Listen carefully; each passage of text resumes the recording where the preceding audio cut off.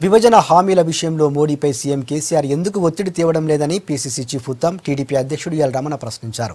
కేసీఆర్ కేంద్రంలో లేబర్ మంత్రిగా ఉన్నప్పుడు ఈఎస్ఐ కాంట్రాక్టర్ విషయంలో కుంభకోణం జరిగిందన్నారు. ఇందులో కేసీఆర్ డైరెక్ట్ ఇన్వాల్వ్మెంట్ ఉందన్నారు ఉత్తమ్.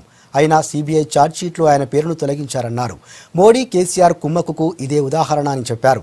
కేసీఆర్ 50,000 కోట్ల వరకు దోచుకున్నట్లు తెలుస్తోందన్నారు రమణ. ఆయన కేంద్ర కార్మిక మంత్రిగా ఉన్నప్పుడే బీడీ కట్టలపై పుర్రె గుర్తు వచ్చిందన్నారు. నరేంద్ర మోదీ కేసీఆర్ కుమ్మక్కైన విషయాలు, కేసీఆర్ గారు లేబర్ మంత్రిగా ఉన్నప్పుడు, సెంటర్లో లేబర్ మంత్రి ఉన్నప్పుడు ఎంప్లాయీ స్టేట్ ఇన్సూరెన్స్ కార్పొరేషన్లో పెద్ద కుంభకోణం జరిగింది. ఈఎస్ఐ కన్స్ట్రక్షన్ వర్క్ విషయంలో ఉమ్మడి ఆంధ్రప్రదేశ్లో నిర్మాణం గురించి ఈ కుంభకోణం. ఆ కాంట్రాక్టు వెలుగుబంట్ల సూర్యనారాయణ ఫిషరీస్ డిపార్ట్మెంట్ ఈకి పని ఇవ్వడం జరిగింది. అతని మీద అప్పటికే అనేక ఆరోపణలు ఉన్నాయి. కాంట్రాక్ట్లు నామినేషన్ బేసిస్ మీద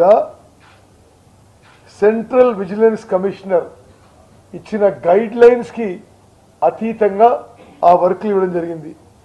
ఈ వర్కులు ఒరిజినల్గా నేషనల్ బిల్డింగ్ కన్స్ట్రక్షన్ కంపెనీ అని కేంద్ర ప్రభుత్వ రంగ సంస్థకి ఇచ్చిన తర్వాత ఆనాటి union labour minister ESI corporation వాళ్ళని తన ఇంటికి పిలిపించుకొని ఆ అధికారులని ఒత్తిడి పెట్టి ఆ కాంట్రాక్ట్ ని వెలుగుబంట్ల సూర్యనారాయణకి ఇచ్చే మాట, fisheries department government of Andhra Pradesh మాట ఈ పేపర్లు కూడా మేము రిలీజ్ చేస్తున్నాం.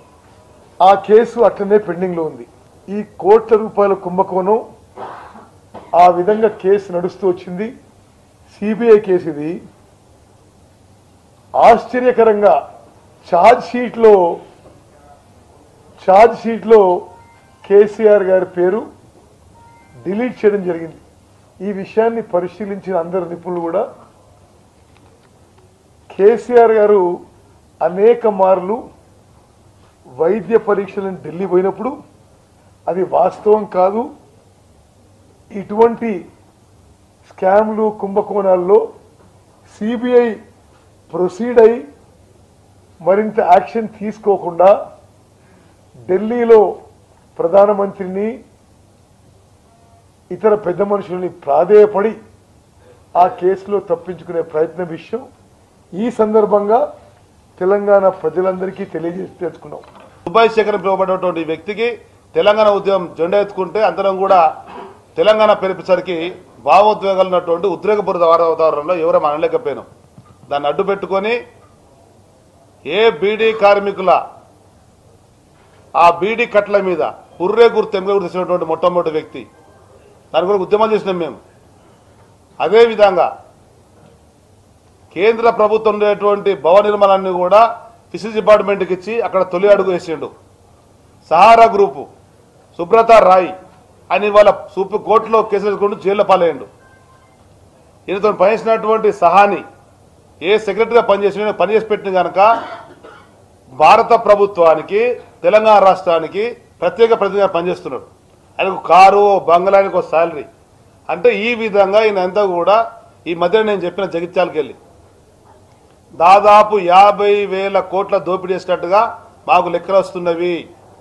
సరైన సమయంలో బయట పెడతామని చెప్పని ప్రయత్నంలో ఉన్నామని చెప్పని ఇవాళ ఇల్లందులో మాట్లాడుతున్నాడు రాహుల్ గాంధీ గారి మీద. ఏ కాళేశ్వరం పునరాకృతి పేరు మీద కమిషన్లు కొట్టేసినామని చెప్పి ఆరోపించినావు కదా, నువ్వు రా ఇక్కడ ఖమ్మంకు రాజీవ్ సాగర్ నిరసాగర్ చూపిస్తా, కమిషన్ కాబట్టి ఇస్తా అని చెప్పని సోనియా గాంధీ గారు అంటాడు, సూట్ కేసులకు రావడం లేదు కదా నీ గడపమంటే అని చెప్పని. నీ బుద్ధి, నీ దొంగ బుద్ధి, నీ దుర్మార్గమైన బుద్ధి. సహారా కేసులో 7,000 కోట్ల రూపాయలు ప్రజాధనం పేద కార్మికులు దుర్వినియోగమైనవి. ఆ కంపెనీ మొత్తం వాడుకొని ముంచేసింది. దీనికి ప్రధానమైన బాధ్యుడు కేసీఆరే. ఇందులో ఎన్ని కోట్ల కమిషన్ కొట్టో చెప్పాలి లోకానికి, తెలంగాణ సమాజానికి.